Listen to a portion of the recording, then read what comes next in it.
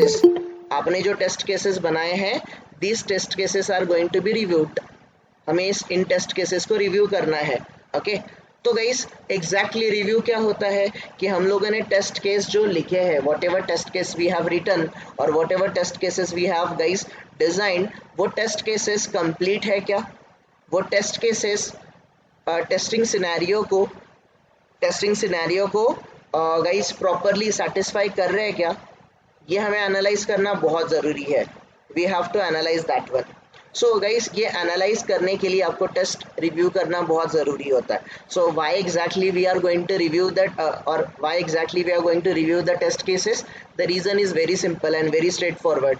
Weather are testing scenario और whatever the test scenario we have identify, उस test scenario के लिए जो आपने टेस्ट केसेस लिखे हैं, these test cases are satisfying your test scenario और not. For that purpose guys हम लोग टेस्ट केसेस को रिव्यू करेंगे, या फिर इन सिंपल वर्ड गाइस, आप लोगों ने जो टेस्ट केसेस लिखे हैं, these test cases are complete and accurate और नॉट, ये वेरीफाई करने के लिए हम लोगों को टेस्ट केसेस को रिव्यू करना पड़ेगा।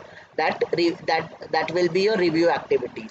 सो गाइस टेस्ट केसेस रिव्यू क्यों करते हैं, तो it's very simple, whether your test cases will be satisfying the test scenario or not, it will cover the each and every testing aspect or not, whether these test cases whatever you have written, these are guys simple to understand, are they specific or not, whether they are accurate or not, इनके लिए हमें test cases को review करना बहुत ज़रूरी है।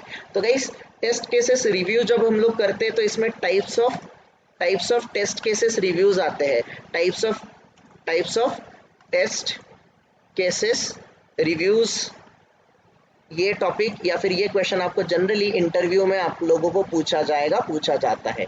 Okay guys, आपको types of test cases review करके इंटरव्यू में क्वेश्चन पूछा जाता है। तो टेस्ट केसेस जब रिव्यू करते हो तो इसके कितने टाइप्स आते हैं, तो guys there are 4 types whenever you guys are reviewing the test cases. पहला जो टाइप आता है guys, the first type of test case review is nothing but self review. Guys self explanatory है सेल्फ रिव्यू का meaning, right. Self review के बाद guys जो second review आता है that is nothing but peer review, ये भी self explanatory है गाइस। आई डोंट थिंक सो मुझे इसको एक्सप्लेन करने का ज़रूरत भी पड़ेगा, आप खुद से इसको अंडरस्टैंड आराम से खुद से गाइस आप अपना अंडरस्टैंडिंग इसके लिए बना सकते हो, peer review. Then guys third review होता है जिसको हम लोग बोलते हैं internal review, and the last one is external review. So guys there are 4 types of reviews and you know why exactly we have to review the test cases, ये आपको already पता है। और मैंने जो STLC फेज है guys उसमें test case review के बारे में जो अंडरस्टैंडिंग दिया है, same understanding you have to consider it over here. तो गाइज आप सबसे पहले रिक्वायरमेंट को अंडरस्टैंड करोगे। रिक्वायरमेंट अंडरस्टैंड होने के बाद रिक्वायरमेंट को अंडरस्टैंड कैसे करोगे, रिक्वायरमेंट को अंडरस्टैंड करोगे ऑन बेसिस ऑफ गाइस जो आपको टिकट असाइन हुआ है, जीरा टिकट या फिर जैसे भी आपको रिक्वायरमेंट असाइन हुआ है उसमें एक्सेप्टेंस क्राइटेरिया एंड डिस्क्रिप्शन दिया होता है। एक्सेप्टेंस क्राइटेरिया एंड डिस्क्रिप्शन के बेसिस पे आप टेस्ट सिनेरियो आइडेंटिफाई करोगे। Test scenario always high level होते हैं, पॉजिटिव अप्रोच में होते हैं, राइट। और test scenarios guys, test scenarios आप लोगों ने एक बार आइडेंटिफाई किए तो उस टेस्ट सिनेरियोज को सेटिस्फाई करने के लिए आप टेस्ट केसेस लिखोगे, टेस्ट केसेस प्रिपेयर करोगे।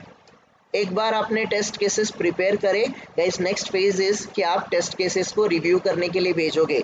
Before you start proceeding with your test case execution, उससे पहले आपको टेस्ट केसेस को रिव्यू करना बहुत ज़रूरी है। तो टेस्ट केसेस गाइस जब आप लोग लिखोगे, whenever you guys are preparing the test cases, आपको रिव्यू करना बहुत ज़्यादा इम्पॉर्टेंट हो जाता है। तो जब भी हम लोग टेस्ट केसेस को रिव्यू करते हैं guys, these are the 4 types of review which are available, self review, peer review, internal review and external review. Guys first type of review जो हमारे पास अवेलेबल है, या फिर जो guys first type of review है विच इज़ नथिंग बट आपका self review. The first type of review is self review. क्या होगा गाइस सेल्फ रिव्यू मतलब, क्या मीनिंग होगा गाइस सेल्फ रिव्यू का? भी हमने टेस्ट केसेस लिखे हैं वो एक बार खुद से रिव्यू कर खुद लेना से है, रिव्यू करेंगे, करना वेरिफिकेशन।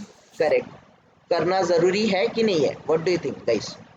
जो आपने टेस्ट केसेस लिखे हैं वो आपको खुद से रिव्यू करना ज़रूरी है कि नहीं है? What do you think? जरूरी है। डेफिनेटली ज़रूरी है गाइस, कि जैसे हम लोग कोई प्रोजेक्ट भी बनाते हैं, हमारे कॉलेज डेज वगैरह याद करो guys, before submitting the project या फिर रिपोर्ट हम लोग उसको देखते थे कि क्या सारी चीज़ें करेक्ट है। हम कोई ईमेल भी लिखते हैं, हम लोग कुछ चीज़ें गाइस, कुछ हमारा वर्क रिपोर्ट भी सबमिट करते हम लोग रिव्यू करते हैं before sending it. The same thing guys, आप अपने टेस्ट केसेस को रिव्यू पे भेजने से पहले आपको सेल्फ रिव्यू करना पड़ेगा। You have to review your own test cases. आप खुद से अपने टेस्ट केसेस को रिव्यू करोगे। Tester tester will review tester will review its tester will review his or her own test cases को खुद से रिव्यू करेंगे guys. Tester will review his or her own test cases whichever written guys. Simply जो भी test cases आपने लिखे हैं इसको एक बार रिव्यू करोगे गाइस। अगर खुद के रिव्यू के टाइम पे अगर आपको ऐसा लगता है कि दिस टेस्ट केसेस आर मतलब कहीं पे आपने स्पेलिंग मिस्टेक किया है तो गाइज आप स्पेलिंग मिस्टेक रिजॉल्व करोगे। कहीं पे आपने ग्रामेटिकल मिस्टेक किया है वो ग्रामेटिकल मिस्टेक आप रिमूव करने का ट्राई करोगे। गाइज कभी कभी आप टेस्ट केसेस बहुत ज़्यादा कॉम्प्लिकेटेड भी लिख सकते हो कि जो रिव्यू करेगा, रिव्यूअर जो होगा उसको भी नहीं समझेगा कि आपको एग्जैक्टली बोलना क्या है। तो ऐसे ही अगर आपकी टेस्ट केसेस में चीज़ें हैं तो सेल्फ रिव्यू में गाइज ये रेक्टिफाई हो जाएगी। एंड वट एवर प्रॉब्लम्स जो आपको रेक्टिफाइड हो जाएंगे गाइज, ये प्रॉब्लम्स आप सेल्फ रिव्यू में क्लियर करोगे, मॉडिफिकेशन करोगे और मॉडिफाइड टेस्ट केसेस आप लोग सेल्फ रिव्यू होने के बाद, कंप्लीट होने के बाद ही आप नेक्स्ट रिव्यू के लिए भेजोगे। कोई क्वेश्चन गाइज सेल्फ रिव्यू में?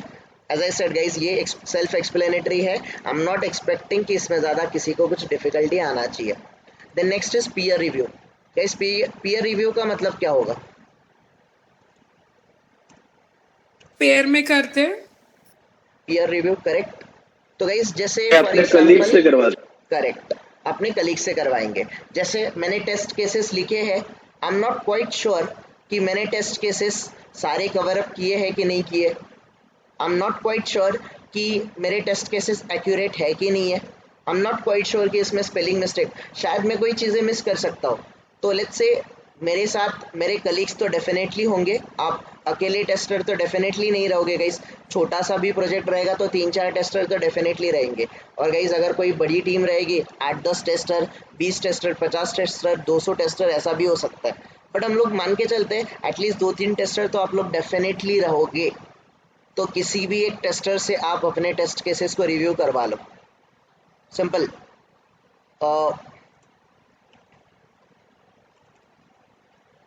So in short guys, tester will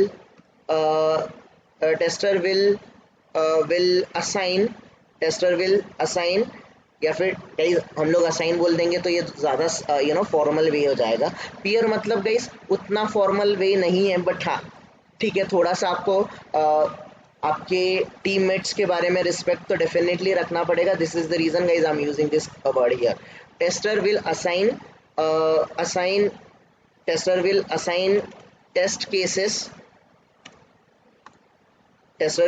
test cases to his or her teammate to get them reviewed guys। अपने टेस्ट केसेस को रिव्यू करने के लिए, आपको रिव्यू करवाने के लिए आप अपने पीयर को असाइन करोगे, आपके टीममेट को असाइन करोगे। स्पेशली आपके जो गाइस आपके टेस्टर होंगे, ज़्यादा सीनियर टेस्टर वगैरह नहीं, आपके साथ सेम लेवल पे या फिर आपके जूनियर टेस्टर भी हो सकता है, उसको भी दे सकते हो। थोड़ा बहुत सीनियर टेस्टर है उसको भी दे दोगे तो भी चलेगा। सीनियर टेस्टर को, जूनियर टेस्टर को, या फिर आपके सेम लेवल के जो टेस्टर्स होंगे उनको आप अपने टेस्ट केसेस असाइन कर दोगे to get them reviewed. Guys आपके पीयर ने अगर आपको बोला कि आप कहीं पे कुछ टेस्ट केसेस मिस कर रहे हो, कुछ आप ग्रामेटिकल मिस्टेक्स कर रहे हो, या फिर आपके टेस्ट केसेस सिंपल नहीं है, कुछ कॉम्प्लेक्स कर रहे हो, गाइज भले वो जूनियर ने रिव्यू दिया हो, भले वो आपके सेम लेवल वाले ने दिया हो, भले वो आपके सीनियर टेस्टर ने आपको रिव्यू दिया हो, गाइज रिव्यू इज़ रिव्यू। अगर वो चीज़ आपको कोई चीज़ें बोलेगा, आपको कुछ मॉडिफिकेशन करने बोलेगा, या फिर आपको अगर कुछ सजेशन देगा, डेफिनेटली गाइस अगर वो जूनियर टेस्टर है या फिर आपका कोई सेम लेवल पे गाइस सेम रिस्पॉन्सिबिलिटी के साथ काम करने वाला टेस्टर अगर है, जो कि सेम डेजिग्नेशन या फिर सेम रोल पे काम करता है गाइस, जिसके रिस्पॉन्सिबिलिटी सेम है, तो डेफिनेटली वो आपको ज़्यादा सजेशन नहीं देगा। बट गाइस अगर कुछ सजेशन दिए हैं तो definitely you have to take them into consideration, और वैसे आपको मॉडिफिकेशन करना ज़रूरी है। Okay, alright everyone, so this is nothing but the peer review. Peer review के बाद गाइस इम्पॉर्टेंट है हम लोगों का guys self review, peer review हो जाता है, तो इसके बाद जो सबसे इम्पॉर्टेंट और सबसे ज़्यादा रिव्यू चलता है इंडस्ट्री में वो है internal review. Internal review guys, internal review मतलब आपकी ऑर्गेनाइजेशन में इंटरनल रिव्यू होगा, बट ऑब्वियसली क्या लगता है गाइस आपके ऑर्गेनाइजेशन में या फिर आपके प्रोजेक्ट में, ऑर्गेनाइजेशन छोड़ो, आपके प्रोजेक्ट में आपकी जो प्रोजेक्ट टीम है, प्रोजेक्ट टीम में इंटरनल रिव्यू कौन करेगा, कौन कौन कर सकता है? What do you think? Software lead, test lead कर सकता है, करेक्ट। सॉफ्टवेयर लीड या फिर आपका प्रोजेक्ट लीड भी कर सकता है, राइट। प्रोजेक्ट लीड को हम लोग, प्रोजेक्ट मैनेजर को हम लोग स्क्रम मास्टर बोलते हैं अजाइल में, राइट एवरीवन। या तो प्रोजेक्ट मैनेजर या तो स्क्रम मास्टर रिव्यू कर सकता है। और कौन कर सकता है? प्रोडक्ट ओनर कर सकता है क्या गाइस? प्रोडक्ट ओनर डेफिनेटली कर सकता है। कर सकता है। Test lead, test lead guys, test lead जो टेस्टिंग टीम को लीड कर रहा है, डेफिनेटली ये भी आपके टेस्ट केसेस को रिव्यू कर सकता है। सो गाइस आपके प्रोजेक्ट के अंडर जो जो स्पेसिफिकली सबको प्रोजेक्ट लेवल टास्क असाइन होते हैं कि कौन कौन रिव्यू करेगा, तो गाइस टेस्ट केसेस रिव्यू करने के लिए आपके प्रोजेक्ट में जो टेस्ट केसेस रिव्यू करता है, जो प्रोसेस फॉलो होता है, उस हिसाब से आप जाके देखोगे, या तो प्रोडक्ट ओनर, या तो स्क्रम मास्टर, या तो आपका specifically guys test lead, product owner, scrum master या फिर टेस्ट लीड आपके टेस्ट केसेस को रिव्यू करता है। स्क्रम मास्टर उतना ज़्यादा नहीं करता है, क्योंकि स्क्रम मास्टर को guys designing team, development team, testing team, आपकी डिप्लॉयमेंट टीम, सबके साथ काम करना होता है, तो उसके खुद के असाइनमेंट या फिर उसके असाइन टास्क बहुत ज़्यादा होते हैं।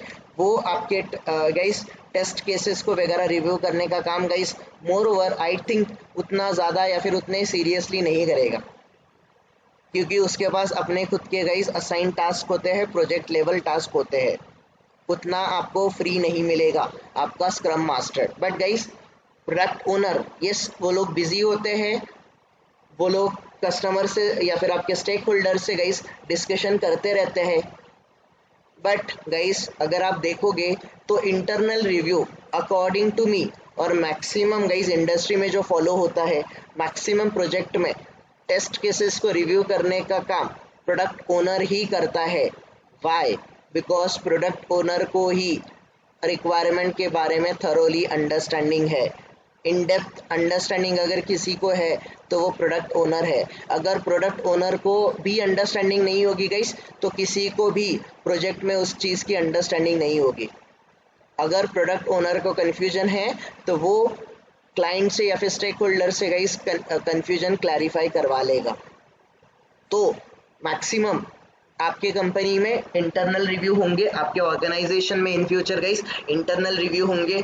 तो इंटरनल रिव्यू में सबसे ज़्यादा प्रोडक्ट ओनर ही टेस्ट केसेस को रिव्यू करता है। अगर प्रोडक्ट ओनर नहीं करता है ना, उस केस में गाइस आपका टेस्ट लीड मतलब गाइस टेस्टिंग टीम का ही सीनियर मोस्ट टेस्टर, जो टेस्टिंग टीम के STLC को कैरी आउट करता है गाइस, तो जो टेस्ट लीड है वो टेस्ट लीड ने आपको जॉब एलोकेट किया है, यू आर द रिसोर्स, आपने एस्टिमेशन दिया है। तो गाइस टेस्ट लीड ने आपको काम किया आपको जॉब एलोकेट करने का, तो आपको रिक्वायरमेंट उसी ने दिया है, तो रिक्वायरमेंट जो दिया है उसके अगेंस्ट आप टेस्ट केसेस बना के उसको रिव्यू के लिए भेज सकते हो, चलेगा। तो गाइस इंटरनल रिव्यू कौन कौन लेता है ये समझ लो। इंटरनल रिव्यू आपका प्रोडक्ट ओनर भी कर सकता है, टेस्ट लीड भी कर सकता है, स्क्रम मास्टर भी कर सकता है, बट स्क्रम मास्टर का करने का चांसेस कम है। टेस्ट लीड का अच्छा खासा चांसेस है गाइस, या फिर प्रोडक्ट ओनर का सबसे ज़्यादा चांसेस होता है। अगर प्रोडक्ट ओनर नहीं करेगा तो टेस्ट लीड करेगा, डेफिनेटली टेस्ट लीड करेगा। अगर ये दोनों भी नहीं करेंगे या फिर दोनों भी अवेलेबल नहीं है, उस केस में आपका स्क्रम मास्टर कर सकता है, बट इसके चांसेस थोड़े कम है guys. That is the internal review. So guys internal reviews will be carried out by an internal teammate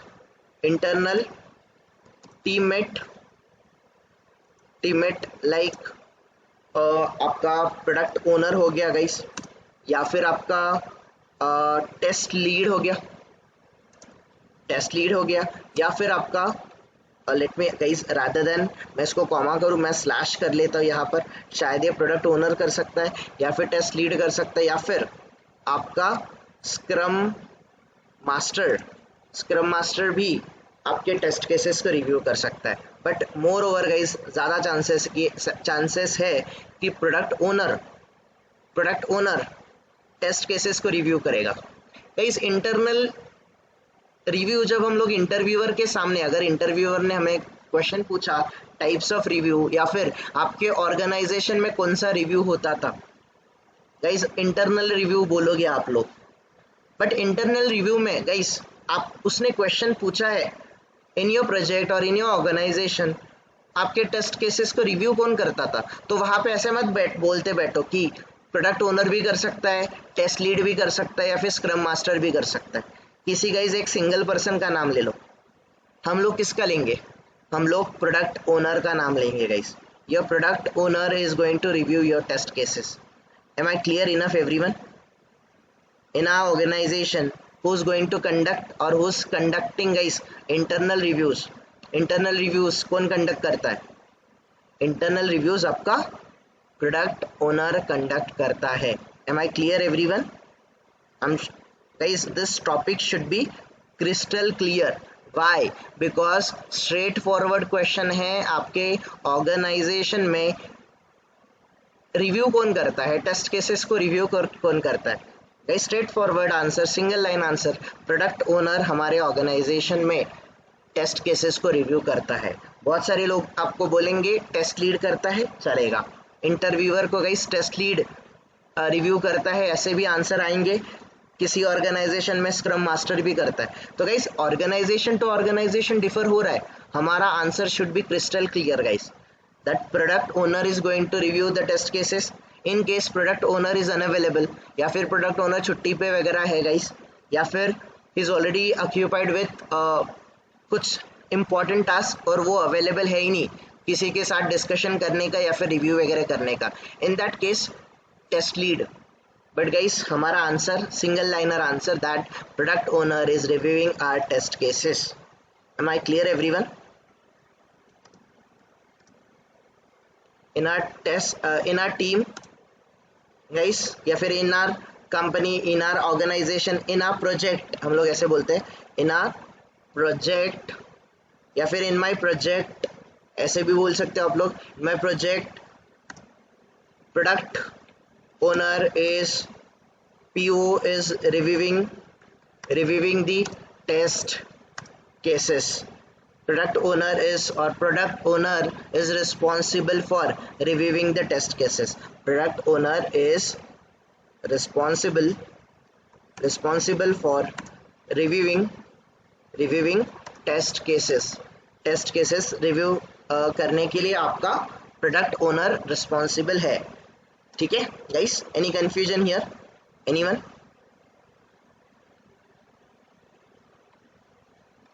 किसी का गाइस अंडरस्टैंडिंग कुछ अलग है? Atiq, sir okay. All good? Paritosh, Ravi, yes sir. Yes sir. Okay then guys external review. अभी जैसे internal review समझा ही होगा, तो एक्सटर्नल रिव्यू भी आपको समझा होगा गाइस। एक्सटर्नल रिव्यू कौन कर सकता है? क्लाइंट या फिर स्टेक होल्डर गाइस, यस और नो? क्लाइंट या फिर स्टेक होल्डर जो रिव्यू करेगा उसको हम लोग एक्सटर्नल रिव्यू बोलेंगे। तो गाइस जनरली एक्सटर्नल रिव्यू कौन कैरी आउट करता है? So guys external reviews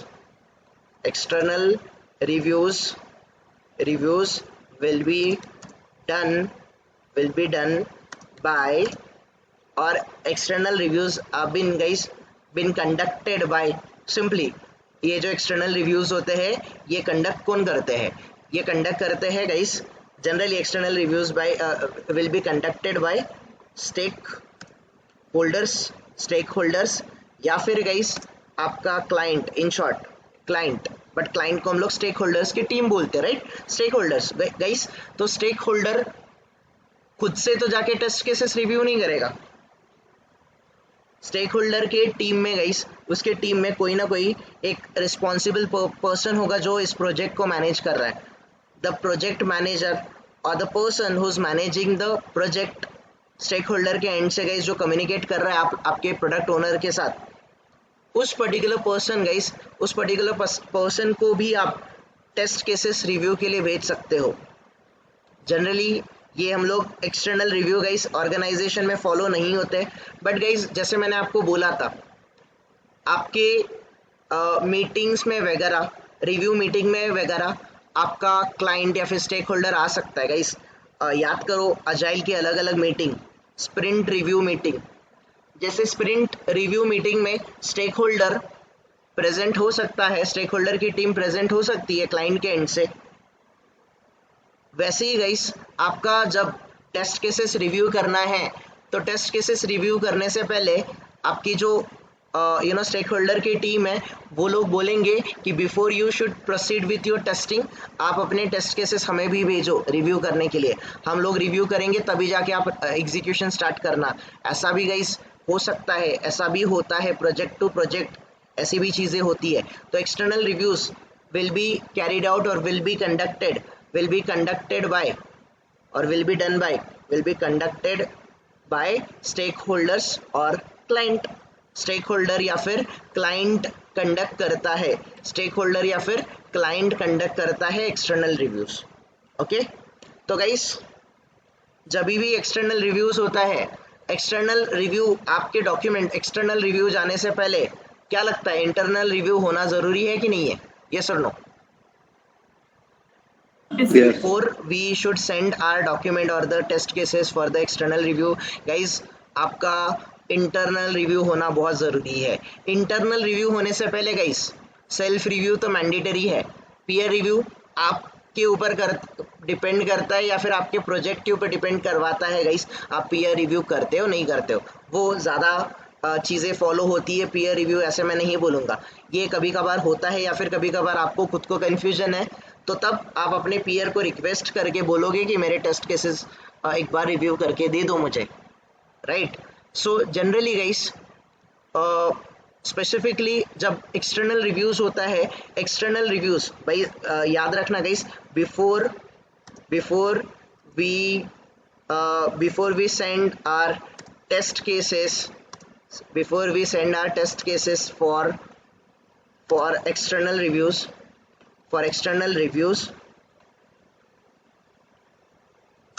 we have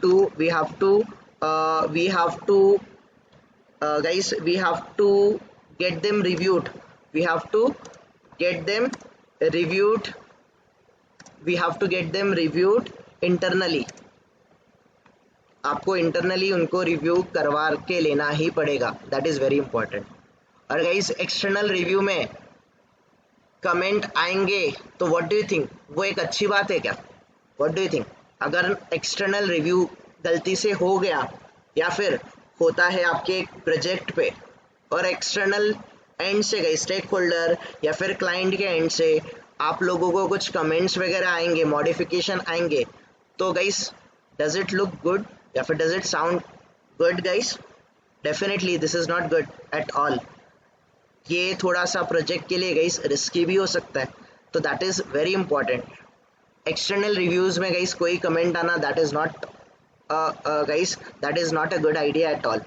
So before you send your documents or your whatever you have, whether it is your sprint report, whether it is your test cases guys, आप भले उसको external reviewer को assign करो review करने के लिए, उससे पहले आप उसको internally thoroughly guys understand, definitely thoroughly उसको रिव्यू करके देखना, खुद से भी करना, इंटरनली भी करवाना, फिर ही एक्सटर्नल रिव्यू के लिए भेजना guys. Don't send it directly for the external review, that is very important.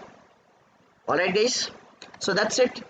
These are the 4 types of reviews guys जो इंडस्ट्री में फॉलो होते हैं, या फिर ये 4 टाइप के रिव्यूज टेस्ट केसेस करते टाइम आप फॉलो कर सकते हो। Self review, peer review, external review and internal review and external review.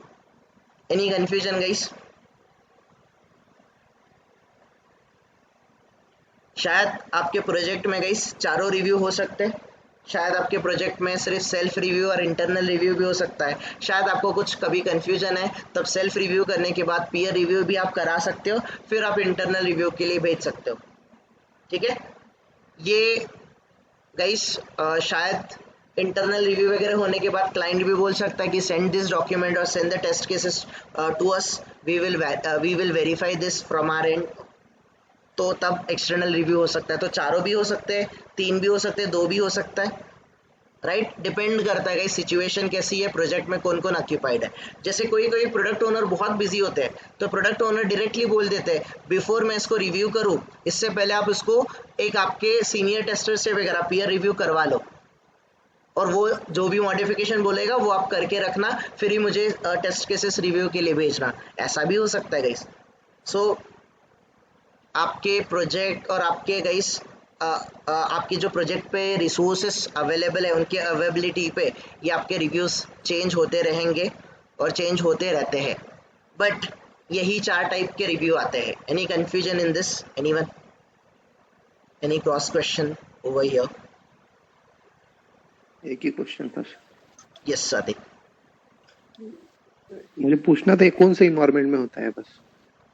Environment मतलब ये जनरली हम लोग कौन से टेस्टर है? We are SIT tester, right? Tester, हाँ। तो SIT में होगा ये सेम चीज़ है। UAT में भी हो सकता है, अगर आप UAT में काम कर रहे हो तो आप प्रोडक्शन एनवायरनमेंट में टेस्टिंग कर रहे हो तो उसमें भी हो सकता है, बट हमने सिंपली UAT में और हमने प्रोडक्शन में काम नहीं किया, सिंपली ऐसे ही बोलना है, हम SIT में काम करते हैं तो ये SIT के लिए रहेगा। ओके।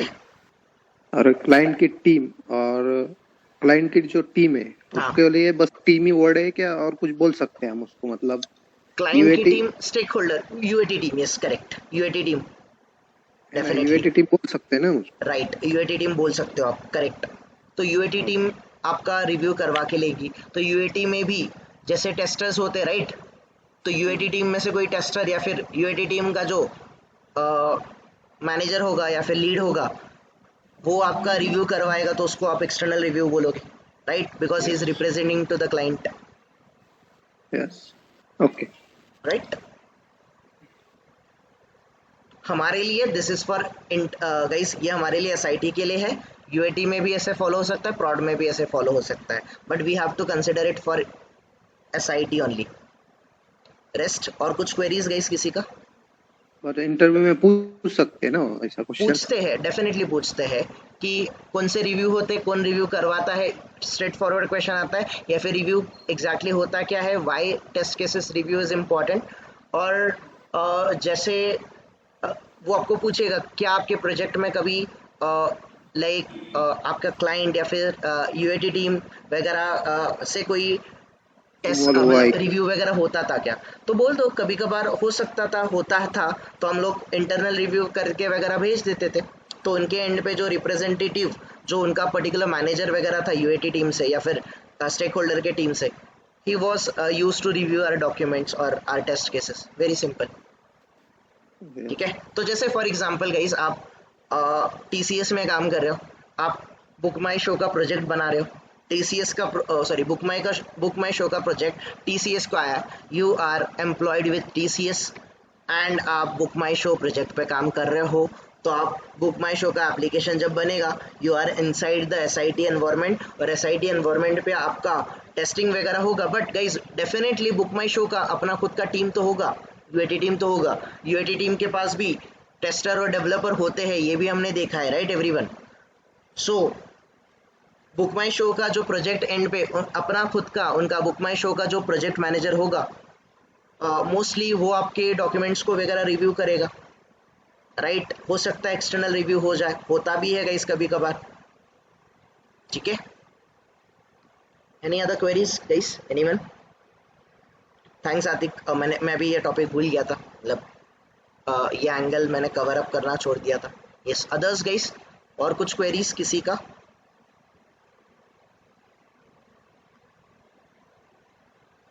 कामिनी, Nikhil, Tushar, Geetanjali, any question? Varsha, Revathi? No sir. All good? Yes sir. चलो, सो गाइस दैट्स इट। ये आप लोगों का रिव्यू प्रोसेस है। रिव्यू प्रोसेस याद रखना, दिस इज़ वेरी इंपॉर्टेंट, ये बहुत इंपॉर्टेंट है। Internal reviews, external reviews, guys सारी चीज़ें याद रखो। ओके, तो डायरेक्टली अगर इंटरव्यूअर क्वेश्चन पूछता है what are test cases review या फिर व्हाट इज़ रिव्यू, तो गाइस उस क्वेश्चन का एस्पेक्ट समझो। रिव्यू कौन से टाइप के होते थे आपके पास, टेस्ट केसेस के रिव्यू कौन से टाइप के होते थे ये समझो। और डेफिनेटली गाइस आप चारों टाइप बोलो कि कौन से टाइप के रिव्यूज़ होते हैं, और आप खुद से बोल दो उसको, उसने पूछने के जगह पे हमारे कंपनी में कौन से टाइप का रिव्यू होता था। तो हमारे ऑर्गेनाइजेशन में या फिर हमारे प्रोजेक्ट पे हम लोग इंटरनल रिव्यू मैक्सिमम टाइम पे करते थे, या फिर टेस्ट केसेस को इंटरनल रिव्यू के लिए हम लोग प्रोडक्ट ओनर को असाइन करते थे। डायरेक्टली आप खुद से बोल दो, वो आपको क्रॉस क्वेश्चन करे उससे पहले ही। ऑलराइट, एंड गाइस इसके बाद हमें एक और टॉपिक स्टार्ट करना है, डिस्कस करेंगे, जस्ट ग्लिम्स लेंगे, कंप्लीट नहीं करेंगे। टॉपिक का नाम है guys requirement traceability matrix. Requirement traceability matrix guys, RTM requirement traceability matrix, RTM। Guys देखा इसके बारे में हमने थोड़ा सा डिस्कशन कल ही किया था आई थिंक, या फिर डे बिफोर यस्टरडे हम लोगों ने इसके बारे में डिस्कशन किया हो सकता है। गाइस कौन से फेज में आता है ये रिक्वायरमेंट ट्रेसेबिलिटी मैट्रिक्स? गाइस कहाँ पे बनाते हैं हम लोग इसको, प्रिपेयर कहाँ पे करते हैं? रिक्वायरमेंट एनालिसिस फेज में। जब हम लोग रिक्वायरमेंट एनालाइज करते हैं तब हम लोग ये रिक्वायरमेंट ट्रेसेबिलिटी मैट्रिक्स बनाते हैं। रिक्वायरमेंट ट्रेसेबिलिटी मैट्रिक्स में गाइस आपके रिक्वायरमेंट्स होते हैं, उस रिक्वायरमेंट्स के अगेंस्ट, मतलब रिक्वायरमेंट के अगेंस्ट गाइस क्या सिनेरियोज है, क्या टेस्ट केसेस है और क्या डिफेक्ट आपको मिले हैं, ये आप लोग कंप्लीट करते रहते हो। और गाइस याद रखना, आप रिक्वायरमेंट ट्रेसेबिलिटी मैट्रिक्स सिर्फ इनिशिएट करते हो या फिर उसमें सिर्फ रिक्वायरमेंट को रखते हो। इनिशियली जो रिक्वायरमेंट एनालिसिस फेज था उसमें सिर्फ रिक्वायरमेंट को प्लेस करते हो। रिक्वायरमेंट ट्रेसेबिलिटी मैट्रिक्स के अंडर आप रिक्वायरमेंट को सिर्फ गाइस आप लिस्ट आउट करते हो। ये requirement traceability matrix complete and में होता है, जब आपका STLC पूरा फिनिश होता है। STLC फिनिश होने के टाइम पे ही आपका रिक्वायरमेंट ट्रेसेबिलिटी मैट्रिक्स फिनिश होता है, तब तक आपका रिक्वायरमेंट ट्रेसेबिलिटी मैट्रिक्स फिनिश नहीं होगा, ये याद रखना। रिक्वायरमेंट ट्रेसेबिलिटी मैट्रिक्स हम लोग प्रिपेयर करते हैं in requirement analysis phase. Guys requirement analysis phase में जब ये रिक्वायरमेंट ट्रेसेबिलिटी मैट्रिक्स बनता है तो इसमें सिर्फ रिक्वायरमेंट को लिस्ट आउट किया जाता है। क्या ये कंप्लीट होता है गाइस इस फेज में? तो आंसर है simply no. Requirement traceability matrix इस फेज में कभी भी कंप्लीट नहीं होगा, डन नहीं होगा, ये कंप्लीट होने के लिए टाइम लगेगा, ये लेटर ऑन फेजेस में जाके कंप्लीट होगा गाइस। ओके, यहाँ पर हम लोग सिर्फ प्रिपेयर करना स्टार्ट करेंगे, ये कंप्लीट एंड में होगा। ये कैसे कंप्लीट होगा ये आप लोग अभी जब हम लोग ये टॉपिक करने ही वाले गाइस, ये क्लैरिटी आप लोगों को आ जाएगा। तो एग्जैक्टली गाइस ये रिक्वायरमेंट ट्रेसेबिलिटी मैट्रिक्स होता क्या है, इसको डिफाइन कर लेते हैं गाइस। डेफिनेशन इसका बहुत सा सिंपल सा डेफिनेशन है। Let me tell you what is exactly the definition is. तो guys mapping mapping uh, mapping the requirements mapping the requirements mapping the requirements against ठीक. test cases, correct? Mapping the requirements against the test cases or defects. Mapping the requirements या फिर guys requirements के साथ, requirements हमारे लिए क्या होती है? रिक्वायरमेंट्स मतलब हमारे लिए यूजर स्टोरीज होती है. अजाइल में यूज केस गाइस, यूज मतलब दूसरे मॉडल्स में यूज केसेस होते हैं, बट अजाइल में यूजर स्टोरीज होती है, right everyone? Mapping Yes. the requirements or user stories against test cases or defects, against the test cases or defects test cases or defects are called as requirement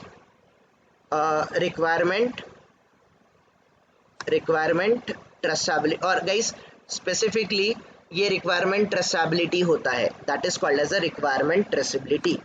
that is called as requirement traceability कि आपकी requirement trace हुई है क्या guys. इसका simple सा word है, whether your requirement is traced और not, right? तो गाइस रिक्वायरमेंट ट्रेस्ड हुए कि नहीं हुए हैं, इसका एक मैट्रिक्स बनेगा. मैट्रिक्स का मीनिंग तो आपको पता है, मैथमेटिक्स सीखे हो आप लोग, और जनरल टर्म में मैट्रिक्स का मीनिंग भी आप समझते हो कि एग्जैक्टली मैट्रिक्स क्या होता है. तो guys simply RTM, requirement traceability matrix, RTM का मीनिंग क्या होता है?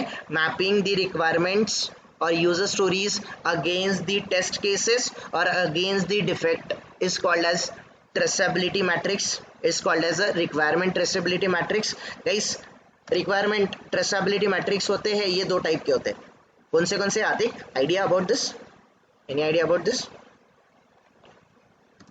ओके गाइस, ये आपका requirement traceability matrix, types of requirement traceability matrix. ये आरटीएम गाइस आपका दो टाइप में डिवाइड होता है, इसके टाइप्स. तो इसका पहला टाइप है guys, the first type of it, इसका जो पहला टाइप है, the first type of it is nothing but forward traceability matrix. Forward traceability matrix, forward या फिर फॉरवर्ड ट्रेसेबिलिटी मैट्रिक्स, या फिर फॉरवर्ड मैट्रिक्स, या फिर फॉरवर्ड ट्रेसेबिलिटी मैट्रिक्स बोलेंगे इसको. Forward traceability matrix, forward traceability matrix guys, that is the first one guys, forward traceability matrix.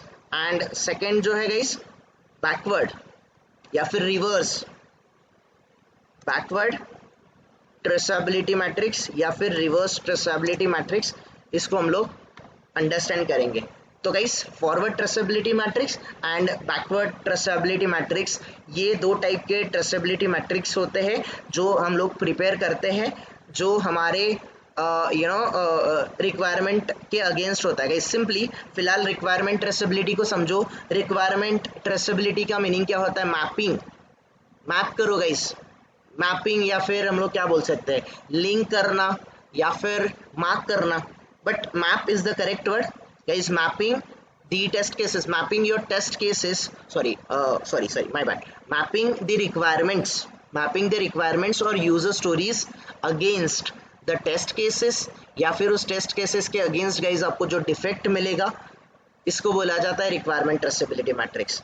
Mapping the requirements, आप requirements को मैप करोगे, दैट इज यूजर स्टोरीज को मैप करोगे against what, against the test cases और against the defect, उसको बोला जाएगा requirement traceability matrix.